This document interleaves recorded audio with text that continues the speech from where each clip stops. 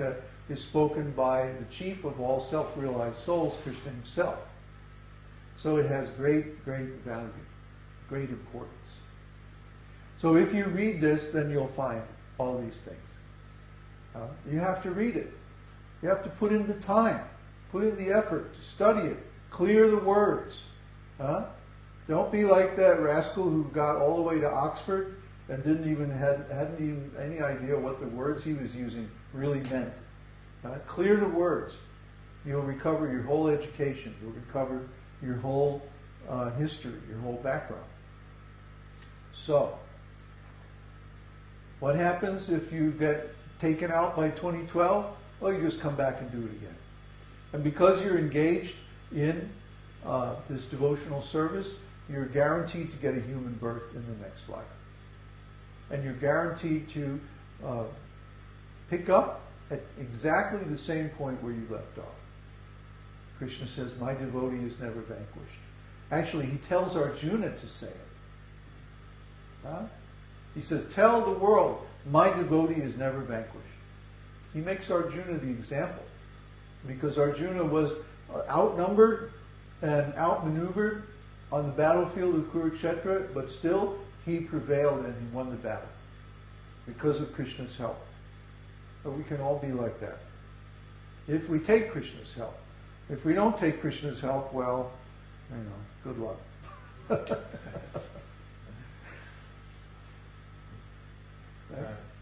Theo added at the end, I have started but not completed yet. I will focus on finishing. There is so much to absorb here. Yeah, and you have plenty of time because you're unemployed. Then Vignesh's question. I think a guru also needs to be funny with great sense of humor. Do you think so? I think you are funny and cool guru. Well, people who don't have a sense of humor are just really boring.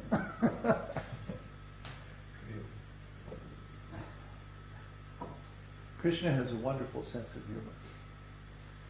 There's a nice story in Krishna book that one time, well, it's a little bit intimate, but Radharani is with Krishna, and she says, "Where is your vasa? Where is your vasa?" In Sanskrit, vasa means dress. Where are your clothes? And of course, like most Sanskrit words, vasa can also mean several other things. So Krishna replies, taking the word vasa to mean fragrance. He says, I have assumed this fragrance just to attract you. No, she goes, I'm not talking about your fragrance. I mean your vasa. Where's your vasa? And I forget all the details. It's really funny. He uses this word several ways, in the different puns, Sanskrit puns, to say these different things like, where is your? I think dress means also home, vasa. Like for example, you can say a Bhartavasi means someone from India, right? So, or Brajavasi means someone from Vrindavan. So Vasa means your residence, your place of residence. And so Krishna says, my residence is in your beautiful eyes. And they go on like this. And no, I'm not talking about that. Where's your Vasa?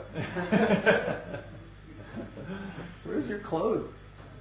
Krishna is such he can be a real rascal sometimes. Okay, so that's it. That's it.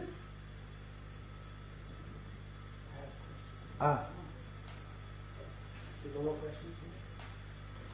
Yeah. this is a follow-up from... You have to speak up so everyone can hear you.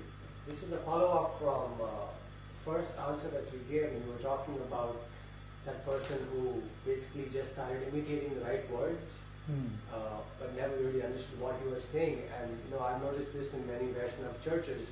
That people say the right kind of things and the right kind of talk, and it becomes very, very cheap to say very exalted things. Everyone will talk like some great Vaishnava acharya, I'm so fallen, I'm at your feet, like that, without exactly understanding what that means, or there being a complete disconnect between behavior and the words that they're speaking. But when we read the words of acharyas like this, like the songs of the acharyas, that when will my eyes, flow with tears and my body shiver when I hear your name, like these kind of expressions,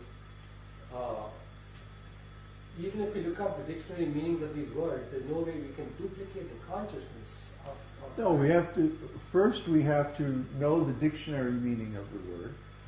Then we have to understand the devotional meaning, the specific meaning in that context. If you've never had this experience, then you can't imagine what it really means. Yeah. But if you have the experience, then it's very clear. That's why we chant. Yeah, that's why we get together, we chant, we study scriptures, we try to penetrate this ourselves. It's not like, okay, you come to a lecture and then you hear all these words, blah, blah, blah, blah, blah, and then you go away and you get some degree. Oh yes, now you understand. Very good. Bye. No, it's that you hear and then you do it yourself until you get the experience. When you get the experience, then you can say you understand. But to simply mouth the words without any real experience, that's not acceptable, that's cheating. So, unfortunately, in some Vaishnava groups, this mood of cheating has become accepted, has become very prominent, in fact. Because ultimately they're trying to be guru and they're not really qualified. So self-realization means that you have the experience. That you come into contact with Krishna. You come face to face with Krishna. Krishna reveals himself. That's a specific experience, and it's narrated in Śrīmad-Bhāgavatam over and over and over again. That Krishna reveals himself to the self-realized soul. So if that doesn't happen, then you can't claim to be guru, you can't claim to be self-realized. You may have a lot of knowledge, or you may be very adept at manipulating people or whatever, but that's different. That's not self-realization. That's something else. I call it sociopathy. I call it, it's some kind of sickness. Kanja. Yeah, kanja. You just you speak the right words and, dress the right way and look a certain way, like that. And then people accept you as being a devotee, but you're not really a devotee. And Prabhupada said this about some of his so-called leading disciples, that they're not Vaishnava. A Vaishnava is a person with a very open and pure heart, and they're not at all deceptive or duplicitous. They're not at all political. They're just into the truth. And they're into helping others. They want others to get the benefit that they have already got. See, there's no benefit in this world that is as attractive as the benefit of being Krishna conscious. You see? So once you're Krishna conscious, there's no benefit, money, power, influence, or fame, or anything in this world that could be attractive. You see? The only thing that is attractive is to see other people get that same benefit because it's so wonderful. We like to see that. We like to see people become happy like we are. We don't like seeing people suffer. And this world is just full of suffering people. Really unfortunate. But they created that situation for themselves due to allowing themselves to remain ignorant. See? We wouldn't accept this ignorance. We refused to accept it. We said, no, I'm not going to accept being ignorant. I'm not going to be a victim of material circumstances.